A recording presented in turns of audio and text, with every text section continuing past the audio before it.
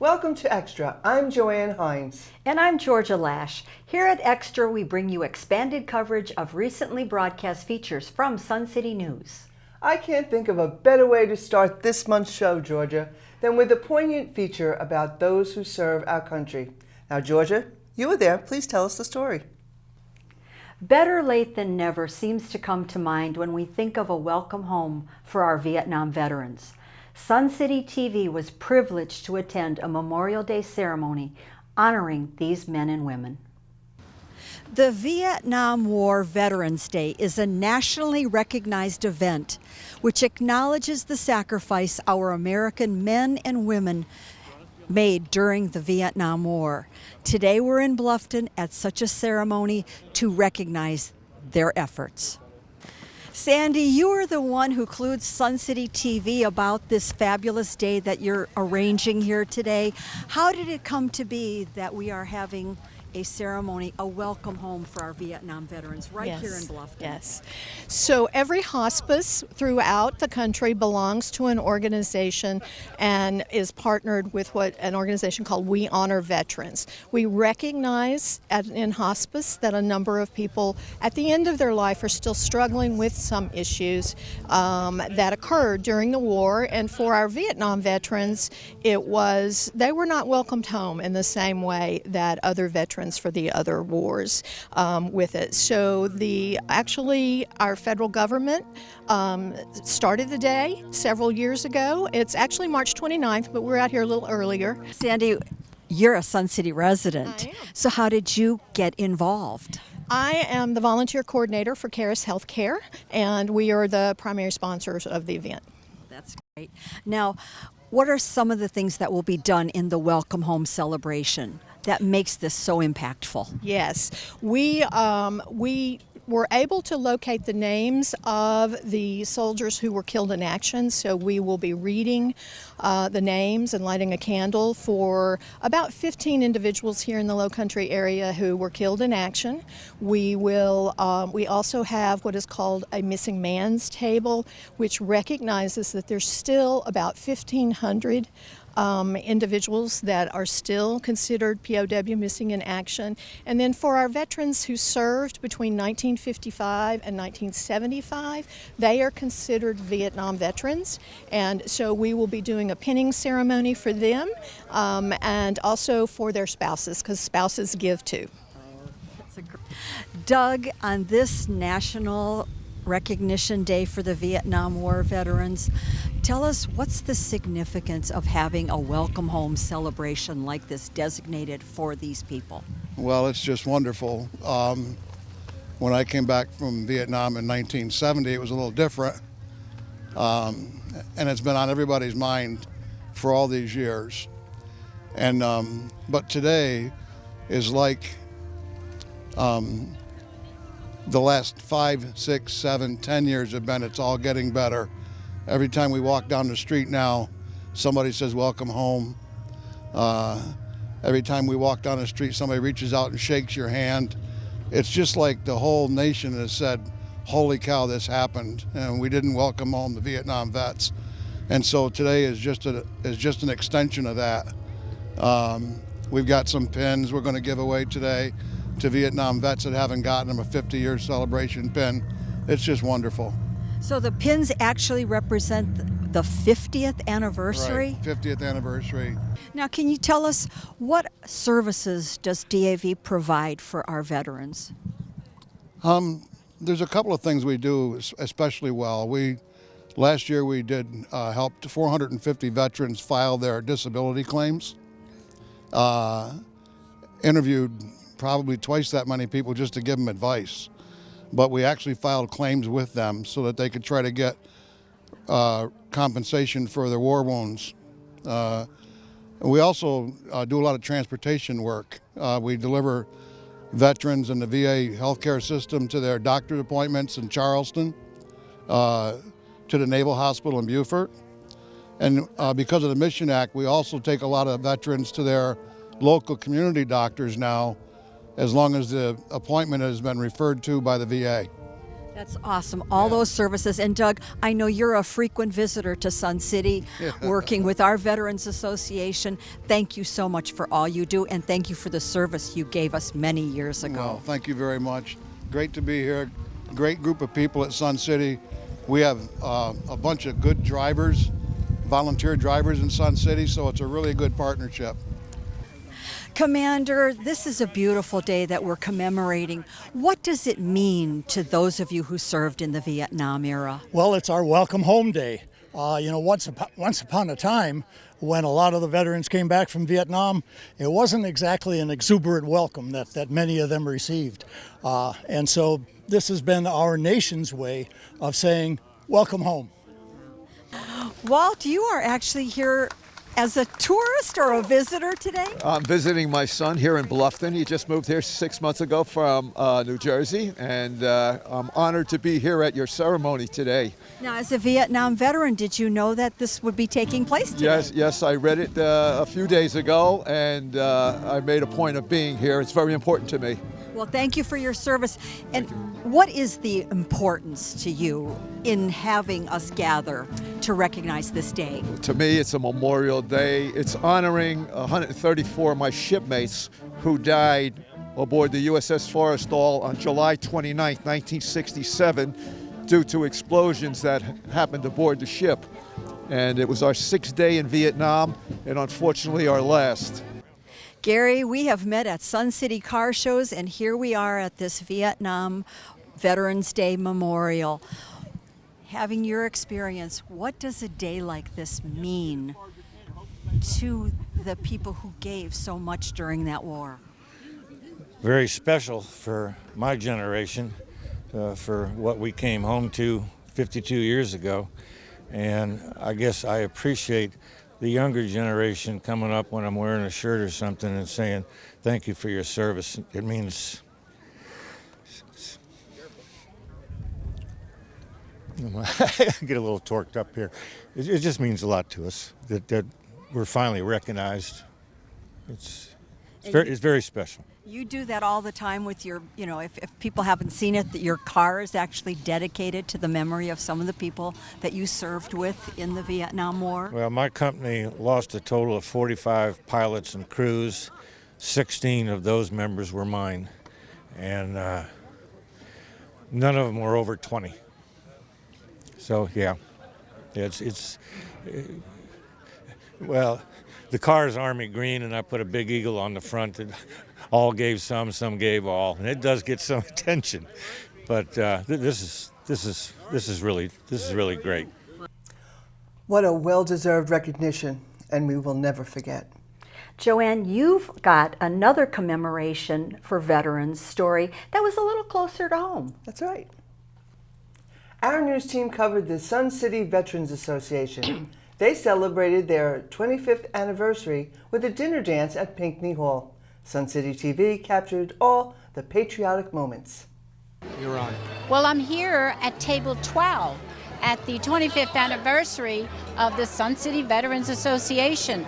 And here I have Steve Root from the Color Guard. And Steve, what are you looking forward to tonight? I'm looking for a very nice evening with fellow comrades and veterans for this 25th anniversary. It's a very nice situation here. It's going to be a very nice evening. Hope everyone enjoys themselves. I'm here with Jack Schul, who is the past commander of the Sun City Veterans Association. And Jack, tell us about this wonderful event tonight. This is something that we've been looking forward to for the past 2 years, really. And it's such a great organization. I was a commander in 2013, and prior to that I did different jobs for them.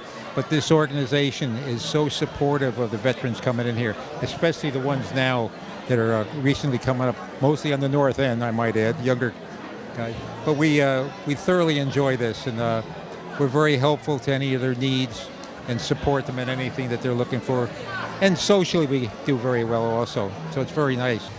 I'm here with Dave Davis, and the commander of the Sun City Veterans Association.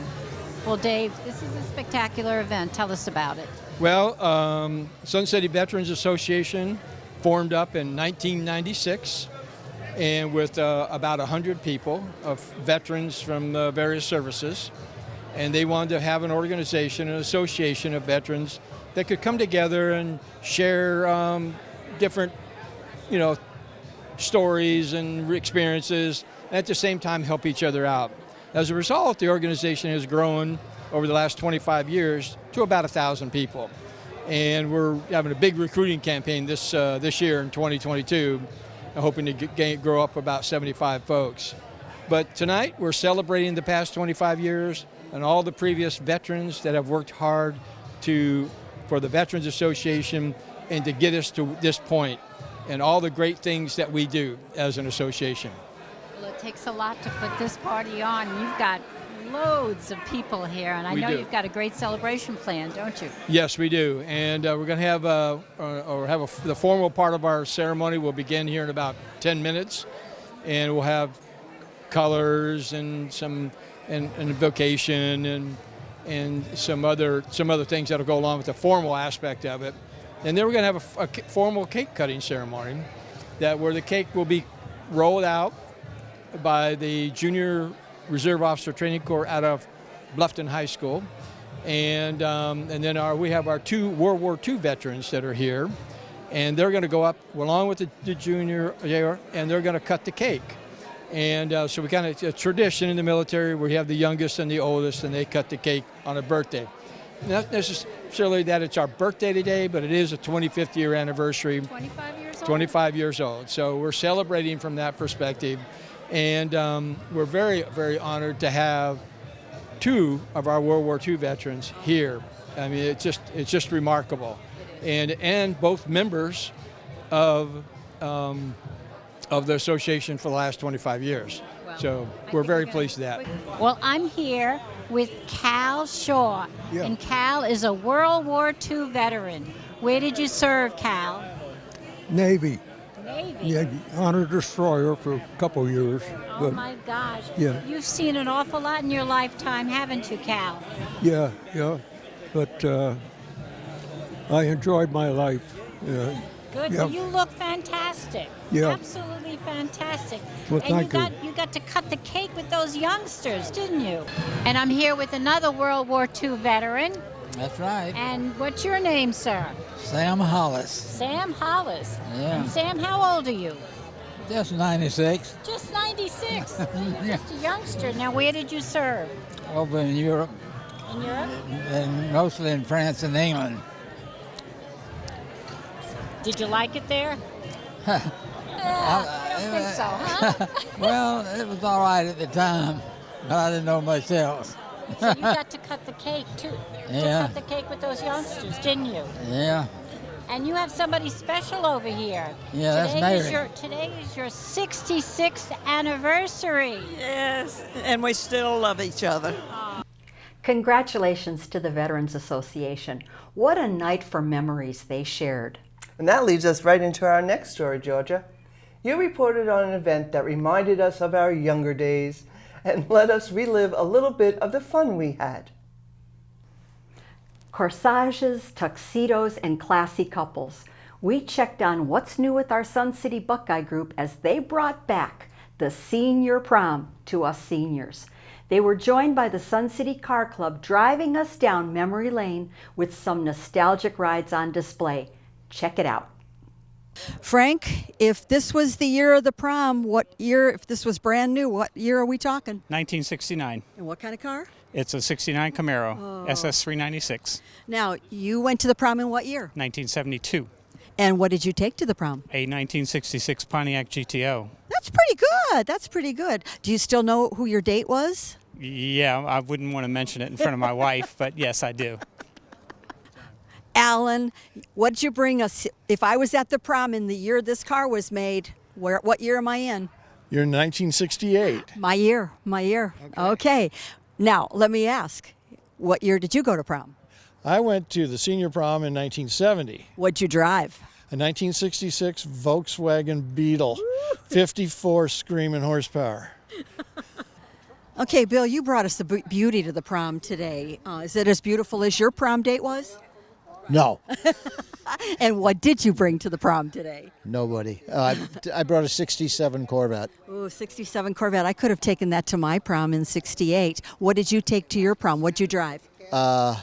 Nothing. I didn't have my license. I was 17 when I graduated from high school, and I went right into the service.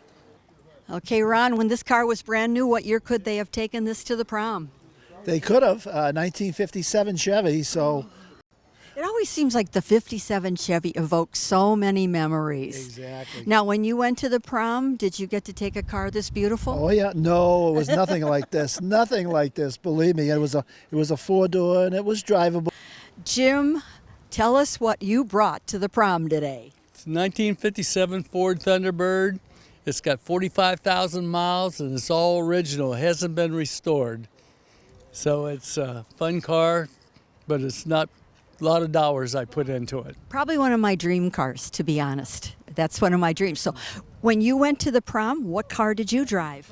40 Ford Coupe. Oh, I bet that would be a fun car to have today. Only two people could get in it. That's all you wanted at the prom. Yep. Mike, what did you bring to the prom for us to look at today? This is a 66 Mustang convertible. Yeah, it's, bring back memories for most people. It's right in our era, too. Yeah, it is. 66. Yeah. What year did you go to the prom? I went to prom in 1971. Okay, so you must be younger than me. What did you drive?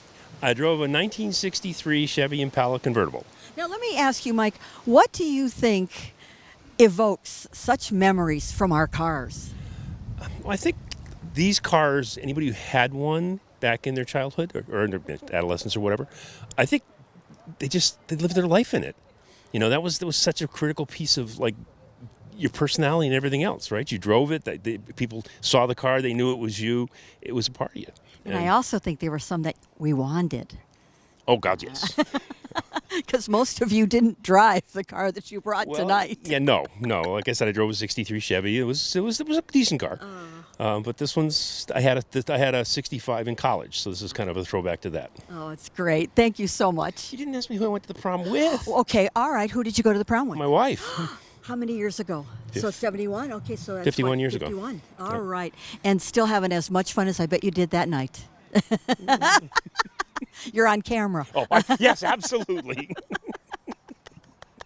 David, we're going to talk a little bit about the prom, but in the meantime, we want to say thank you for all that you have done for Sun City TV while you've been president of the Buckeye Group. Oh, we appreciate everything Sun City TV does for us, really. You've done a great job in covering many of our events, and we really appreciate it. You were still president when the Buckeye Senior Prom was an idea, because it's been the infamous 2 years in the making as our whole life has been on hold? Yeah, it was about a little over 2 years ago that we planned this originally, and then the pandemic set in, and that's just the end of that story. And we finally made it. So you're going to make some new memories today of a new kind of senior prom. We are, yes. Our kids thought it was quite funny, the title Senior Prom, because the senior has a whole different meaning. We were talking with the gentleman who brought the cars this evening and said, somehow I think it might be a little better now that we're seniors. Yes. We know more how to handle it. And we have more to handle. And as Lori said, we are allowed to have our own drinks now. Oh, the memories. Now, you have a memory you want to share with everybody. I think we should tell everyone we are still with those men from prom day on, but now we call them husbands. Joanne, let's finish up with a colorful story. Of the many good things that happen in the spring, the All About Art Club's Spring Art Show is one of the best. Our Sun City TV anchor Norma Taylor was there to feature the talent of our Sun City artists. I'm here with Judy Van Caster, who is the Vice President of the All About Art Club. And Judy, there's some terrific happenings here and beautiful, beautiful talent. Tell us about this. Oh, we have so many talented people here in our art club, which is all people from Sun City. All of this art, we have over 100 pieces, all different mediums, all different styles of painting. So we have over 100 paintings this show. We also have a show in fall. We have 2 a year, spring and fall. So we are always excited, and we've had probably 600 people that have come through since Thursday evening. Okay, and the contest is going to be, you're going to have 4 top prizes, or 4 prizes. Tell us about that. Okay, this year we have a little different venue. We usually had art that was categorized according to the medium. This year, our art show is, we've taken all of the mediums, put them all scattered, and had the people who hang them hang according to their eye, which would catch people's eye. We do not have a judge this year, so this is all people's choice. So today at 3 o'clock, when the votes are counted, we will award a best of show, a second, a third, and an honorable mention. Okay, so how many artist works are displayed here? How many artists? Let's see, there's probably 70 or more. I don't have that count, I'm sorry, but some of the artists put in one, some two. So we could have 80, 90. Sorry, I don't have that number for you. Well, you have a lot of talent here, and I know it takes a long time to put together a painting, and it's a lot of beautiful work. We have so many talented people here in Sun City, don't we? It's unbelievable, yes. I know. And suppose somebody like me who can't paint.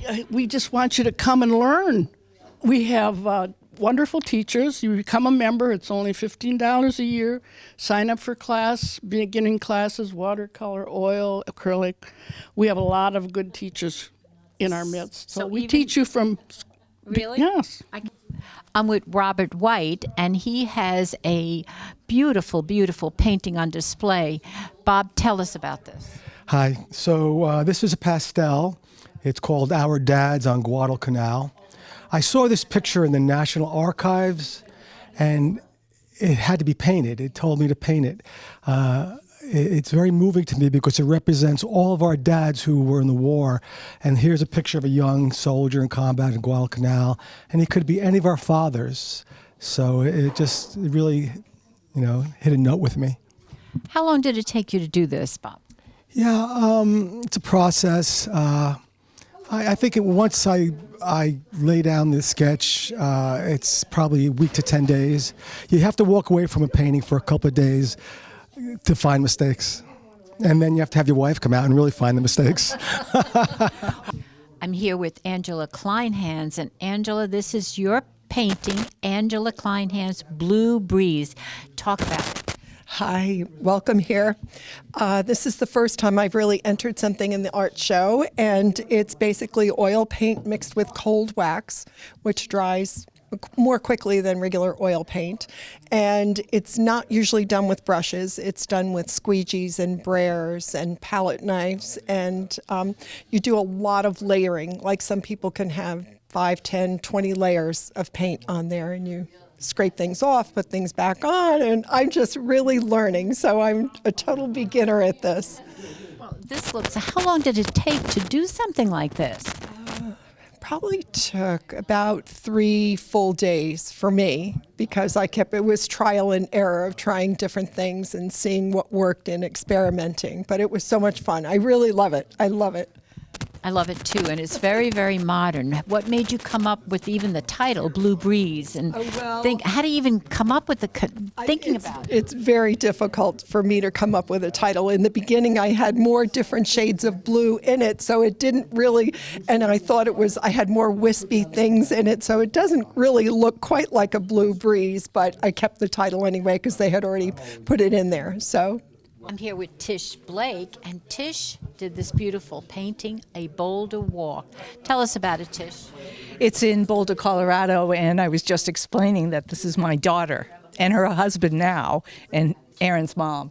And Colorado is just beautiful because you can just get out and walk. And so this was one of the days we get out and walk last year. And what made you paint this? It felt good. You can relate to certain photographs, and this one I did relate to. I felt like I was in the painting with them. And you were walking behind them? I was walking right behind them, yeah. Now, how long does it take for you to paint something as beautiful as this? It does vary, but this took a while because, it just takes me a little longer probably. I probably spent over a month on it, but that's changing things, fixing things, but yeah. And the winners are Best of Show, Bobby Forgase for Rest Stop. Second place, Al Forgose for Man's Best Friend. Third place, Joanne Talbert for Girl with the Scarf. There were 2 honorable mentions. The first one, Tish Blake for A Bolder Walk. And then Joe Kimberlin for My Thoughts. Congratulations to all. Well, that's Extra for May. I'm Joanne Hines. Please check out the program guide in Sensations and the Sun City website for our other Sun City TV monthly shows. And I'm Georgia Lash. Thank you for watching. Please join us again next month as we bring you extra coverage of stories and features from Sun City News.